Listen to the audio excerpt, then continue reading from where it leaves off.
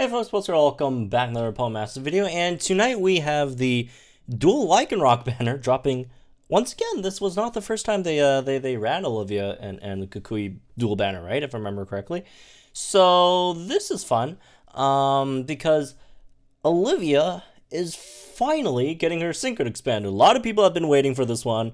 It's been a very long time coming. She was one of the original strikers in the game, and she's dominated. She has dominated the game for a very long time until sync grids got introduced, and unfortunately she got power crept, right? But she's back in the game. She's back in the game, and she is very good. So let's go over these two units first. Let's first go over Kukui, because nothing really changed for for Kukui. It's just for folks who just started the game recently. They don't even know what Kukui does. Kukui is a tech unit. It does some solid damage as well, right? But its main use here is to leer the opponent, decrease their defenses. AoE, right? Leer, if you're coming from a main series Pokemon game, Leer is very good in this game. Leer is very good in this game, and kind of potato in main series. Although Leer would be semi decent in Dynamax Adventures, I guess now, or Max Raid battles. So we got Leer and Accelerock, which is a quick move, right? There's 3 MPs, doesn't cost any gauges, but you can only use it 3 times unless you get any refreshes on the grid, right? 90 base power. This is 5 out of 5, by the way. And then 100% accuracy, all that stuff. It's Accelerock and Rock Tomb to slow the opponent as well. And then Woo refreshing. Every time you use it, you refresh the Accelerock, amount back to 3, and then sharply raises your attack as well while you're at it. Your sync move raises, or not raises, removes the physical and special damage reducing effects from the opponent's field of play. If there's any shields, physical, special shields, or whatever, you can take those away. Passive, Surging Sand 5, extra 50% damage while in Sandstorm. Flappable, can't get flinched. And his stats they're okay, right? Not the best physical attack stat. But okay-ish defenses, right? I would say this is like slightly below what you'd want on a tank, but then again, you generally use Kukui to tank. However, this guy has like bonkers speed. This is like incredible speed, and on top of that, you have like a move that doesn't cost any gauges. So like the real shining point in terms of stats is just his speed. Everything else is kind of right? So let's talk about the rest of his kit, which is very important, which comes from the grid, because a lot of the things come from his grid. So first of all, really great thing to have is Leer move gauge refresh for 50% chance to give you 1 gauge back after you use Leer, which is already just a 1 gauge move. So very economic gauge wise, right? As for some other stuff, he has a lot of power-ups in terms of his damage, so that could help him increase his damage to quite a decent amount, right? You got Sandblaster 5, extra 50% on your sync move damage when in a Sandstorm. You got Cakewalk. The more the opponent's speed is lower, the more it powers up sync moves as well, right? It should be double there, which is very nice. Surging Sand 5, extra 50% damage to your moves in a Sandstorm, so you already have like Surging Sand 5 on your passive, so that's Surging Sand 10 in total, right? And you also have Hunter's Instinct over here, which is extra 30% max, right? If you have your opponent at -6 speed to your damage as well with a Accelerock. Fanfare, when you sync, it raises the attack of all allied sync bearers, which is cool, I guess. In certain cases, actually quite good. And then you have Accelerock Staggering 5, which is incredibly powerful. It costs 13 energy, very expensive, but very much worth it. Has a 60% chance of flinching your opponent with Accelerock, which should be the single highest flinch rate in the game, not including AoE flinches, right? So just for like a single target flinch, this should be the highest in the game at the moment, right? So that's very nice. As for some other stuff, you got Shifting Sands, boost your evasion in Sandstorm, that's kind of whatever. Sands of Time 2, quickly charges move gauge in Sandstorm, that's nice. Soothing Sand 1, regens in Sandstorm, which is nice.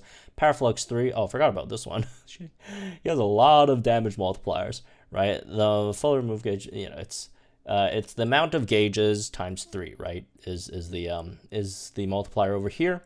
And you got Rock Tomb, Move Gauge Refresh, 2 of these as well, right? Which is really nice. And you got Woo Refreshing, MP Refresh 3, so you get more Accelerocks when you run out of both Accelerox, and Woo Refreshing. So this thing is very, very powerful. It's used in a lot of teams, right? Because like Flinch is such a great, it's such a great status to have on your opponent. Not only just for the fact that it makes your opponent not attack you, it also, you know, triggers a lot of passives like Altarias, right? Harry 3 and stuff like that. So that's always nice to have.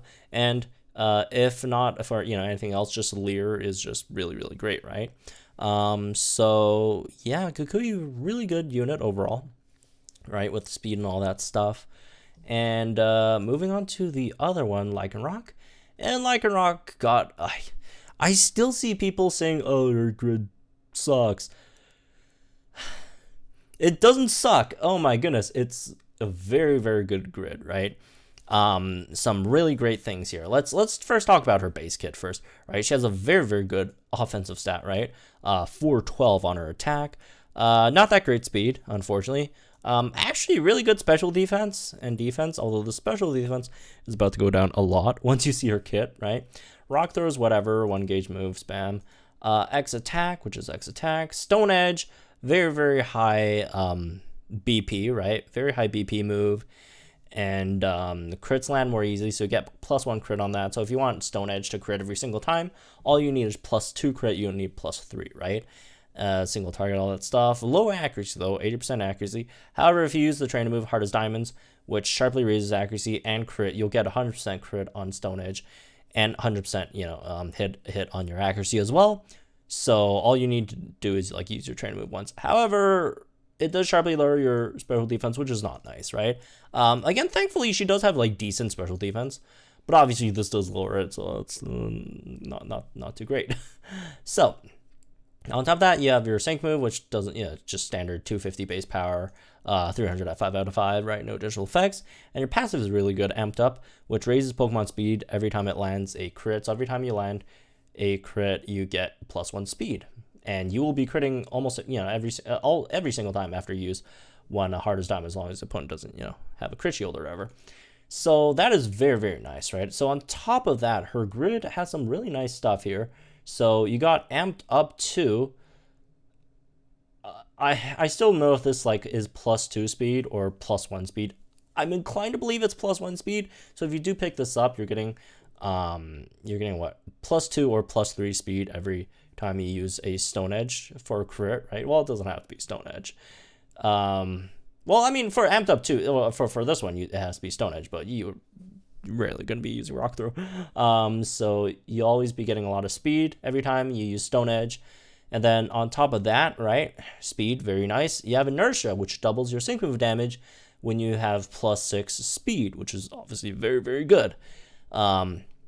As for some other, you know, great stuff, you have Sand Shelter, if you want that, right? You also have Sandblaster 5, extra 50% to your sync move damage, and Sandstorm. So on top of Inertia, you also have another 50% with Sandblaster 5, so you're getting a lot of damage on your sync move. And then you also have Surging Sand 3, extra 30% on your damage, and Sandstorm as well. So you already hit really, really hard without all this stuff, and obviously with these, it's even better. And then you have Sandstorm Time 3, which again quickly charges the move gauge in a Sandstorm. I don't know how well this would work, but like maybe like if it's really, really that good, we can like maybe run Olivia with like on a Garchomp and Palossand team, tank with like Palossand, and like have run Double Striker like that, just because like it's Sands of Time 3, right? And plus, you know, Olivia always gains her speed every time she crits, and we could maybe make that work. 2-3 gauge, you know, strikers in one team, maybe. We'll see how that goes. And yeah, everything else is pretty standard, move gauge, refresh move gauge, all that stuff, right? NPR. So really, really great units. Both of them really good units. Here's the thing, as usual for like these banners, they do give the extra power-ups, which is nice as well. So like if you want to do daily summons on these, you know, you can go ahead, right? I wouldn't suggest folks, especially if you're new to this game, to invest on these banners, because of, you know, quite a few reasons. First of all, they're in all the banners, right? You know, you could summon on like the Alicia banner right now, and you could still pull her, right? They're both Kukui, not that old, it's still really kind of sort of old, but you know, Olivia's been here since the beginning of the game, right? Relatively old units, you could get them anywhere. Old doesn't mean bad, right? These are all really, really good units. So I wouldn't really spend on that. The banner does have a relatively high featured rate in comparison to like others. It should be like 3%, but that's 1.5% split between both of these, right? Which again, both of these are good to have, right? And the other thing is there's just so many great banners coming up this month, right? Especially if you're a new player, save for the Steve and Cynthia dual Pokefair. That might be one of the best banners for newer players that this game has ever gave us. That doesn't, you know, require paid gems, right?